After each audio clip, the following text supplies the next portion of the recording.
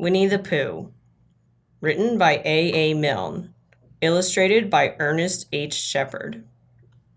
Chapter 1, in which we are introduced to Winnie the Pooh and some bees, and the story begins.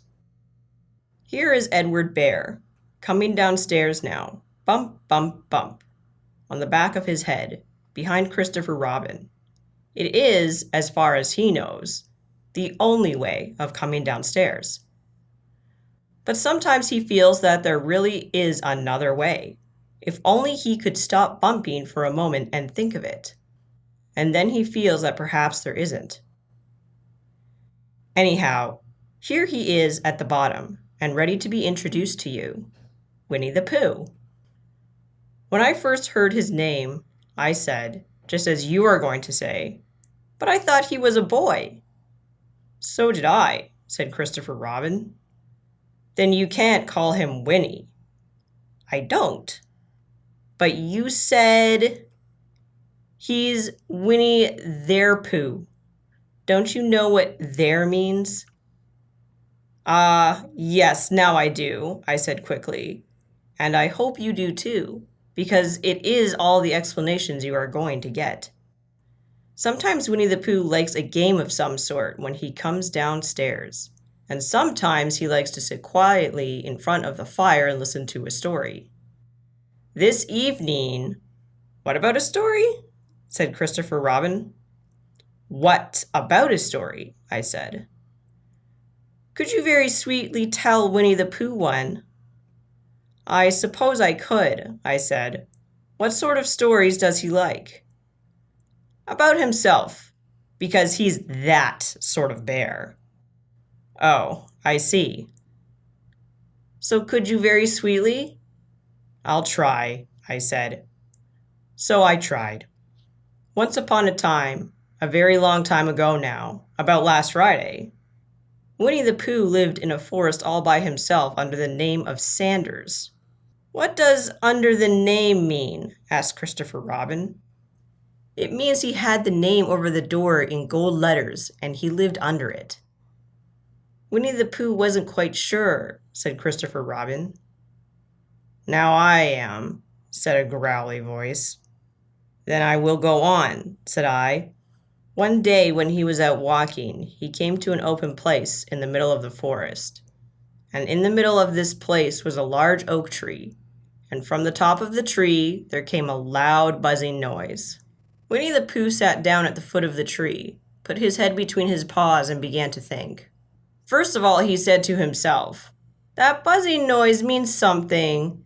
You don't get a buzzing noise like that, just buzzing and buzzing, without its meaning something. If there's a buzzing noise, somebody's making a buzzing noise. And the only reason for making a buzzing noise that I know of is because you're a bee. Then he thought another long time and said, and the only reason for being a bee that I know of is making honey.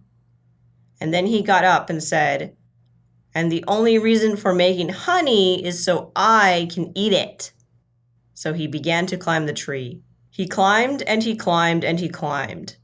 And as he climbed, he sang a little song to himself. It went like this. Isn't it funny how a bear likes honey? Buzz, buzz, buzz. I wonder why he does. Then he climbed a little further, and then just a little further. By that time, he had thought of another song. It's a very funny thought that if bears were bees, they'd build their nests at the bottom of trees, and that being so, if the bees were bears, we shouldn't have to climb up all these stairs. He was getting rather tired by this time, so that is why he sang a complaining song.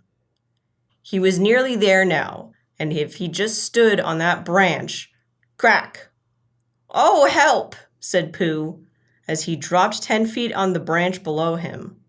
If only I hadn't, he said, as he bounced 20 feet onto the next branch. You see, what I meant to do, he explained, as he turned head over heels and crashed onto another branch 30 feet below. What I meant to do, of course, it was rather, he admitted, as he slithered very quickly through the next 6 branches. It all comes, I suppose, he decided as he said goodbye to the last branch, spun round 3 times, and flew gracefully into a gorse bush. It all comes of liking honey so much. Oh, help! He crawled out of the gorse bush, brushed the prickles from his nose, and began to think again. And the first person he thought of was Christopher Robin. "Was that me?" said Christopher Robin in an odd voice, hardly daring to believe it. "That was you." Christopher Robin said nothing, but his eyes got larger and larger, and his face got pinker and pinker. So Winnie the Pooh went round to his friend Christopher Robin, who lived behind a green door in another part of the forest. "Good morning, Christopher Robin," he said. "Good morning, Winnie the Pooh," said you. "I wonder if you've got such a thing as a balloon about you." "A balloon?" "Yes. I just said to myself coming along, I wonder if Christopher Robin has such a thing as a balloon about him. I just said it to myself, thinking of balloons and wondering." "What do you want a balloon for?" you said. Winnie the Pooh looked around to see that nobody was listening, put his paw to his mouth, and said in a deep whisper, "Honey." "But you don't get honey with balloons." "I do," said Pooh. "Well, it just happened that you had been to a party the day before at the house of your friend Piglet, and you had balloons at the party. You had had a big green balloon, and one of the rabbit's relations had had a big blue one, and had left it behind, being really too young to go to a party at all. And so you had brought the green one and the blue one home with you. Which one would you like?" you asked Pooh. He put his head between his paws and thought very carefully. "It's like this," he said. "When you go after honey with a balloon, the great thing is not to let the bees know you're coming. Now, if you have a green balloon, they might think you were only part of the tree and not notice you. And if you have a blue balloon, they might think you were only part of the sky and not notice you. And the question is, which is most likely?" "Wouldn't they notice you underneath the balloon?" you asked. "They might, or they might not," said Winnie the Pooh. "You can never tell with bees." He thought for a moment and said, "I shall try to look like a small black cloud. That will deceive them." "Then you had better have the blue balloon," you said, and so it was decided. Well, you both went out with the blue balloon, and you took your gun with you just in case, as you always did. And Winnie the Pooh went to a very muddy place that he knew of, and rolled until he was black all over.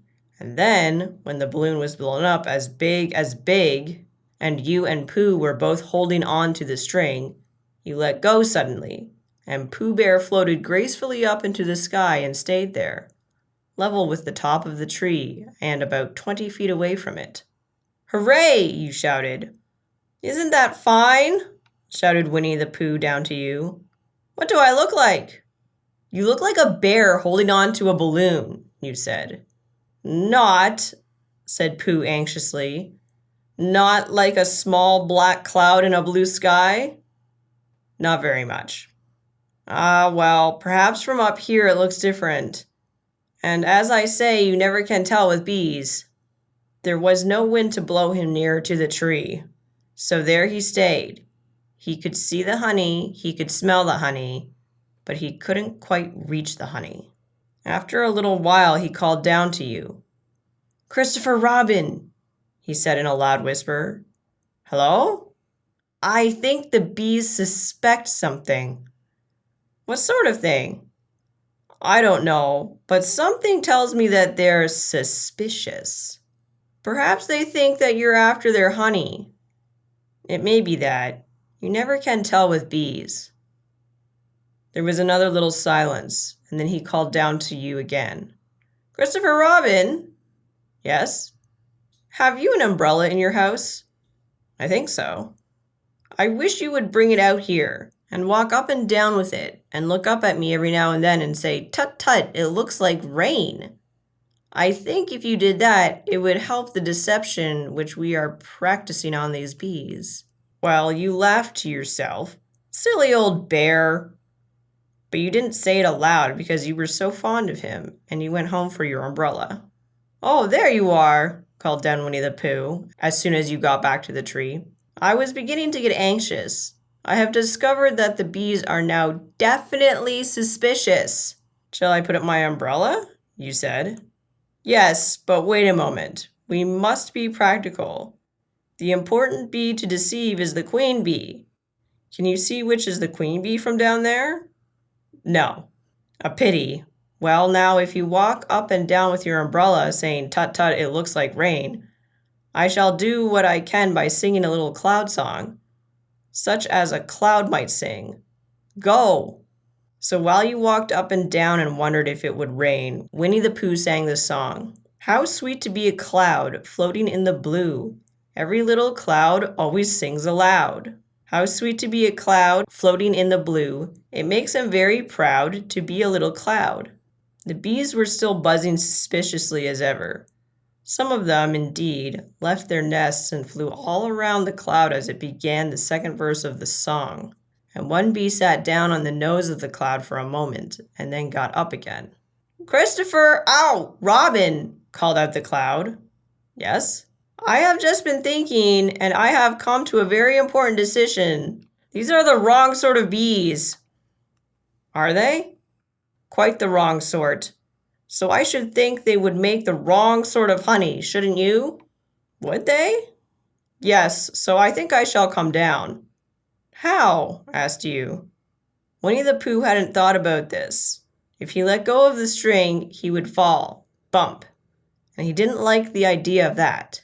So he thought for a long time, and then he said, Christopher Robin, you must shoot the balloon with your gun. Have you got your gun? Of course I have, you said. But if I do that, it will spoil the balloon, you said. But if you don't, said Pooh, I shall have to let go, and that would spoil me. When he put it like this, you saw how it was, and you aimed very carefully at the balloon and fired. Ow, said Pooh. Did I miss? You asked. You didn't exactly miss, said Pooh. But you missed the balloon. I'm so sorry, you said, and you fired again. And this time you hit the balloon, and the air came slowly out, and Winnie the Pooh floated down to the ground.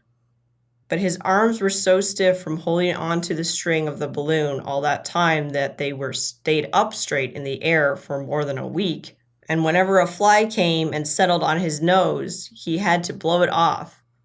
And I think, but I am not sure, that is why he was always called Pooh.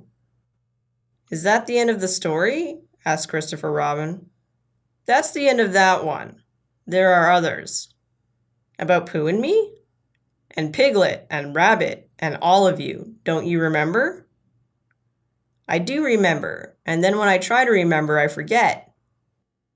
That day when Pooh and Piglet tried to catch the heffalump, they didn't catch it, did they? No. Pooh couldn't because he hasn't any brain. Did I catch it? Well, that comes into the story. Christopher Robin nodded. I do remember, he said. Only Pooh doesn't very well, so that's why he likes having it told to him again. Because then it's a real story and not just a remembering. That's just how I feel, I said. Christopher Robin gave a deep sigh, picked his bear up by the leg, and walked off to the door, trailing Pooh behind him. At the door he turned and said, Coming to see me have my bath? I might, I said. I didn't hurt him when I shot him, did I? Not a bit. He nodded and went out, and in a moment I heard Winnie the Pooh bump, bump, bump, going up the stairs behind him.